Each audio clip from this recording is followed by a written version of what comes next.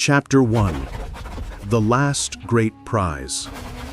London, 1914. To understand the desperation of the Endurance crew, one must understand the world they left behind. The year was 1914. The heroic age of Antarctic exploration was coming to a close. The South Pole, the ultimate trophy, had already been claimed. The Norwegian Roald Amundsen had planted his flag there in 1911, beating the British hero Robert Falcon Scott, who died tragically on his return journey. For the British Empire, it was a bruise on their national pride.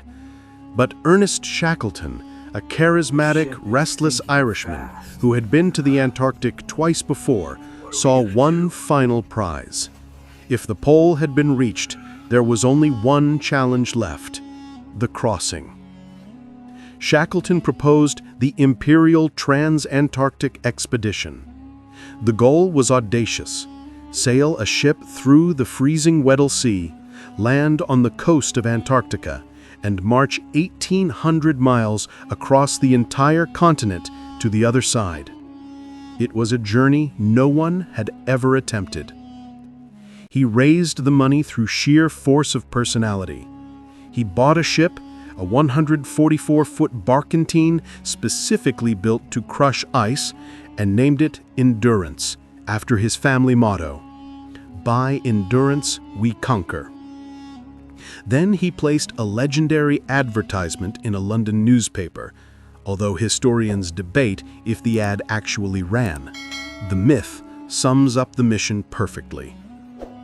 Men wanted, for hazardous journey, small wages, bitter cold, long months of complete darkness, constant danger, safe return doubtful, honor and recognition in case of success. Over 5,000 men applied. Shackleton chose 27. They were a motley crew: sailors, scientists, a carpenter, a cook, and a stowaway. There was Frank Worsley, the eccentric but brilliant captain; Frank Wild, Shackleton's loyal second-in-command; and Tom Crean, a giant Irishman who seemed impervious to cold. On August 8, 1914, the Endurance sailed from Plymouth. As they left, World War I was erupting across Europe. The King of England sent them a telegram. The Endurance was beset, trapped. At first, the mood was optimistic. They assumed the wind would change, the ice would open, and they would be free. They played football on the ice. They trained the 69 Canadian sled dogs they had brought with them. They held concerts in the wardroom. But the summer faded. The temperature dropped. The sun began to set earlier and earlier. By February, it was clear they were not going to reach the land. They were going to spend the winter drifting north with the ice pack. Shackleton, realizing the danger, ordered the ship to be converted into a winter station. The fires were banked. Warm clothes were issued. They were now prisoners of the floe. Chapter 3. The Long Night. May 1915. The Antarctic winter. On May 1st, the sun set. It would not rise again for 4 months. The Endurance drifted in total darkness. Outside, the temperature plummeted to minus 30 degrees Fahrenheit. The only light that came from the moon and the ghostly shimmer of the aurora australis dancing overhead. Life on board became a routine of survival. They lived in the Ritz, the makeshift living quarters in the ship's hold. They read books, played cards, and held mock trials to pass the time. Shackleton, whom the men called the boss, moved among them, keeping morale high. He knew that in the polar night, depression was as deadly as scurvy. But while the men played cards, the ice was waking up. The Weddell Sea is not a frozen lake. It is a moving, grinding ocean. The ice floes are constantly shifting, colliding with immense force. The Endurance was being squeezed.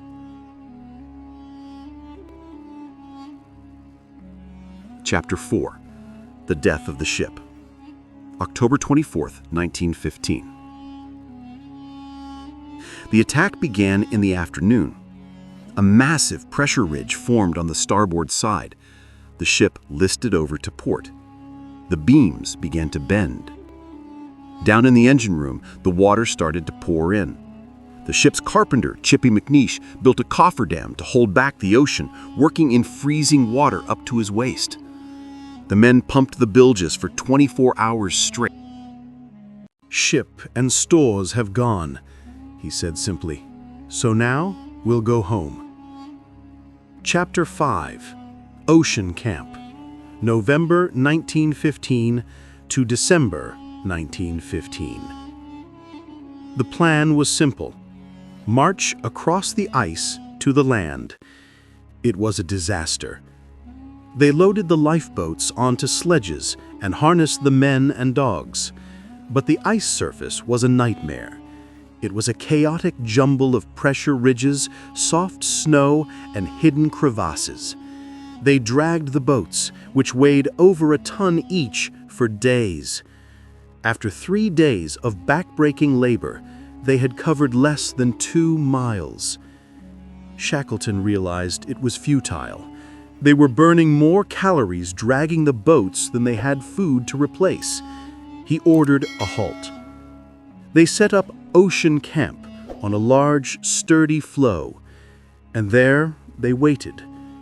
They waited for the drift of the ice to carry them north. Life at Ocean Camp was a study in misery. The tents were thin. The sleeping bags, made of reindeer fur, became soaked with condensation and then froze solid. It took an hour just to wiggle into them at night. Food became the obsession. They had salvaged blubber and pemmican, a mixture of dried meat and fat, but it wasn't enough. They began to hunt seals and penguins. The menu was seal steak, seal stew, and penguin breast. But as the weeks dragged on, the wildlife disappeared. Then came the hardest decision of all: the dogs. The dogs required a pound of meat a day. The men barely had that for themselves. The dogs were losing condition, and they couldn't take them on the boats when the ice broke up. One by one, the teams were led behind an iceberg and shot. The men wept. They had grown to love the animals. Worse still, they had to eat the dogs to survive. Shackleton wrote in his diary, "It was a terrible duty. I felt as though I was murdering children." Chapter 6. The Ice Breaks. April 1916. For 5 months they drifted north. The ice floe, once a mile wide, began to crack and shrink.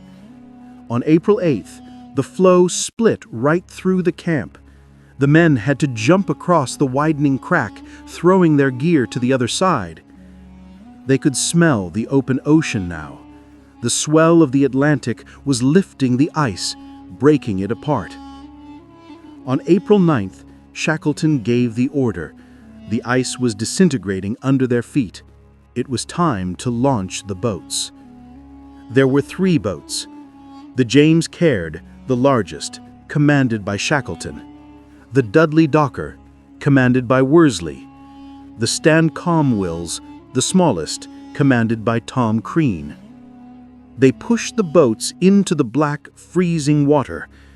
For the next 7 days, they endured a hell that defies description. They were in open whaleboats. The Cold Hell. The Impossible Survival of Ernest Shackleton. Part 2. Chapter 7. The 22-Foot Hope. Elephant Island, April 1916. The situation on Elephant Island was grim. The beach was a sliver of rock, backed by vertical cliffs and glaciers. They were continuously battered by gales.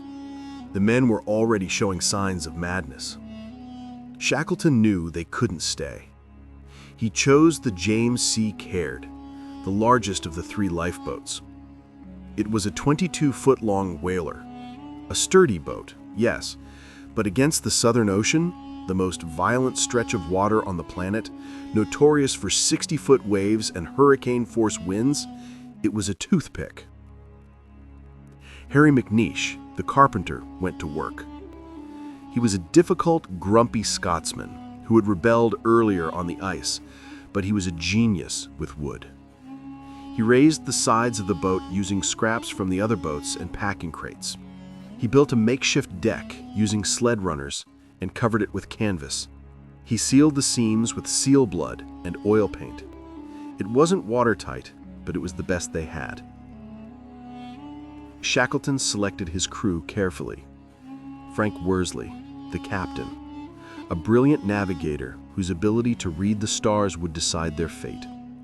Tom Crean, the giant Irishman, strong, loyal, and unbreakable. Harry McNeish, the carpenter. Shackleton took him partly because he was useful, but partly because he was a troublemaker who couldn't be left behind to demoralize the others. John Vincent, a strong bosun. Timothy McCarthy, a cheerful young sailor. On Easter Monday, April 24th, 1916, they launched.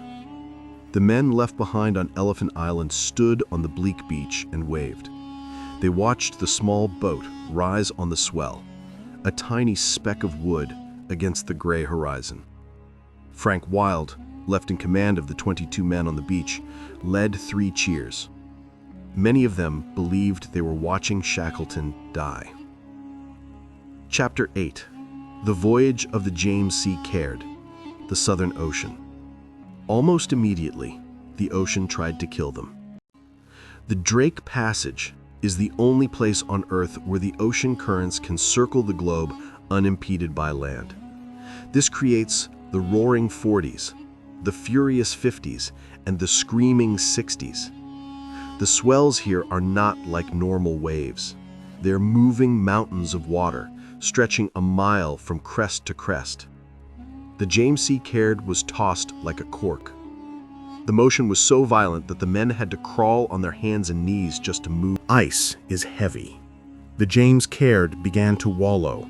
She was becoming top-heavy. If she rolled, she would capsize instantly.